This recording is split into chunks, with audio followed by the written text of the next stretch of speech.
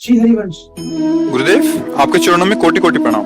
गुरुजी, मैं श्री जी की कृपा से आपको 3 महीने से प्रतिदिन सुन पा रहा हूँ, जिसके फलस्वरूप मैं काफी बदलाव महसूस कर रहा हूँ। पहले मैं अधिकतर समय धन प्राप्ति के बारे में सोचता था, परंतु नाम जप के बाद अब श्री जी के अलावा और कोई इच्छा नहीं रहती। गुरुजी, जहाँ मैं कार्यरत हूँ वहाँ पर डिप्रेशन, विवाहित संबंधित समस्याएं, अत्यधिक मदिरा सेवन और सुसाइड के केसेस पिछले कुछ वर्षों में काफी तेजी से बढ़े हैं। इस समस्या से निपटने के लिए एक ऑफिसर्स की टीम का गठन हुआ है, जिसकी अध्यक्षता श्री जी कृपा से मुझे प्राप्त हुई है। क्या हम ऐसे लोगों को आध्यात्मिक ज्ञान से बचाया जा सकता है? बिना उसके बचाया ही नहीं जा सकता, बिना उसके बचाया ही नहीं जा सकता, क्योंकि मन का विश्राम स्थल भगवान के चरणारविंद है।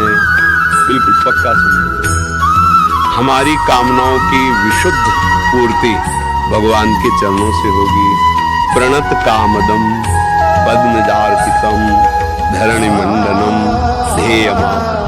हमारी आपकी क्या ध्येयम सदा परिभोग्नम अभीष्ट दोहम तीर्थास्पदम सुवीरं चिन्नुतम शरण्यम भृत्यार्थिहम प्रणतपाल भवाब्धिपूतम।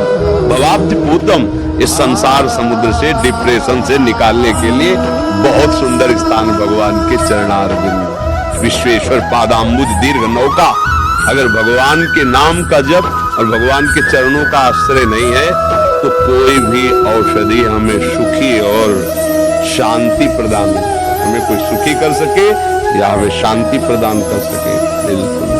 तब लगी कुशल न जीव कहूँ, सपने हूँ मन विश्राम, जब लगी भजत न राम कहूँ, शोक धाम सरिता।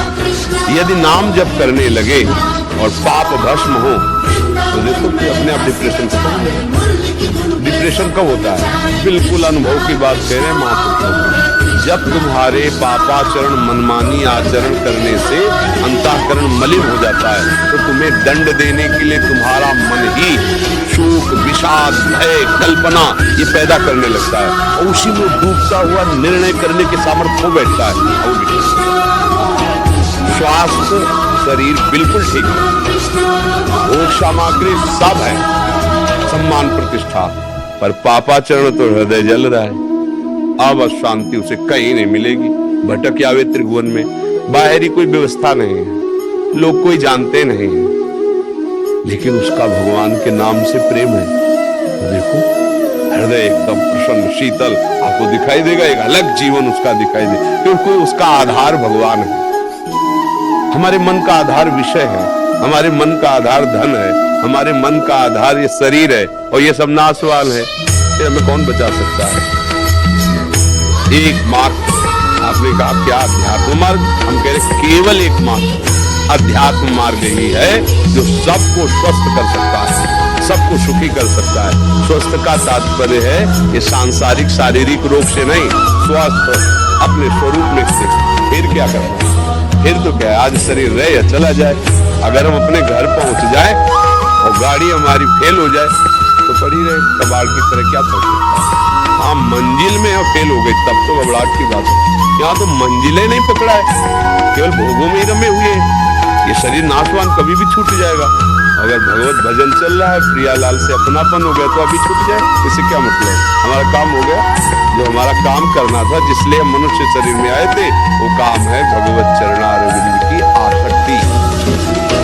आसक्ति का परिचय है उठते बैठते चलते फिरते खाते पीते सोते जागते हर समय अपने प्रभु की स्मृति। यही स्मृति सिद्ध वस्तु है, जिसके अंदर स्मृति जागृत हो गई, जब वो नष्ट हुआ, स्मृति लगा, वो सिद्ध हो गया, वो भगवत प्राप्त हो गया। अखंड स्मृति, तैल धारावत स्मृति। तो हमें ये करना चाहिए कि सबको प्रार्थना करके नाम जप में लगाना चाहिए, अच्छे आचरणों में लगाना चाहिए। व्यसन, व्यभिचार, गंदी हिंसात्मक वृत्तियां, इनको छुड़ाने की चेष्टा, और यही तो अध्यात्म सिखाता है। तो इसके बिना तो कोई परिपक्व हो ही नहीं सकता है, कोई निश्चिंत हो ही नहीं सकता है, कोई आनंदित हो ही नहीं सकता है।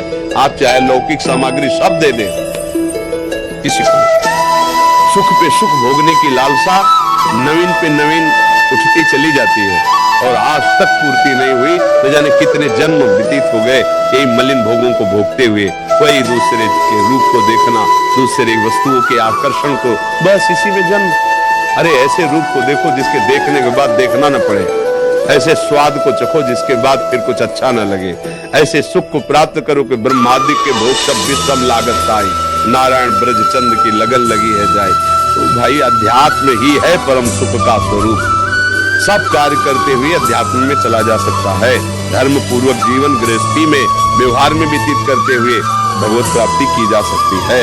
पहले व्यसनों से हटो, व्यभिचार से हटो, गंदी बातों से हटो और नाम जप करो। खुद तुम्हें मार्ग प्रकाशित मिलेगा, खुद तुम्हें संतों का संग मिलने लगेगा, खुद तुम्हारे हृदय में एक बल आ जाएगा, एक मतलब नवीन उत्साह आ जाएगा। और जब नवीन उत्साह है तो डिप्रेशन का नाम क्या है? नामो निशान नहीं। उत्साहहीन, विषाद युक्त, खिन्न अंधकार में जीवन मतलब डिप्रेशन।